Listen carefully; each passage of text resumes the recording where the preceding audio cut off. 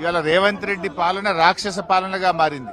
ఇవాళ రాముడెవడో రాక్షసుడెవడో ఇవాళ నిరుద్యోగ యువకుల్ని అడిగితే చెప్తారు. రాముడెవడో రాక్షసుడెవడో లగచెర్ల రైతులను పరిగి రైతులను అడిగితే చెప్తారు. ఇవాళ రేవంత్ పాలన ఒక రాక్షస పాలనగా మారింది. ఎక్కడికక్కడ దళిత గిరిజన భూములు లాక్కోవడము, భూములు కొల్లగొట్టడము, పేదల ఉసురు పోసుకునే ప్రభుత్వంగా మారింది. ఇవాళ రేవంత్ రెడ్డి నీది ఏ పాలననో 6 గ్యారెంటీలు ఎగ్గొట్టిన ఎవరిని అడిగినా చెప్తారు.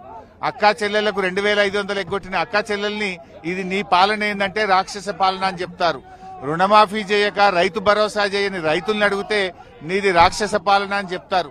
ఇవాళ నీ పాలన పోలీస్ పాలన, నీ పాలన రాక్షస పాలన, నీ పాలన గడీల పాలన, నీ పాలన దుర్మార్గ పాలనగా మారిపోయింది.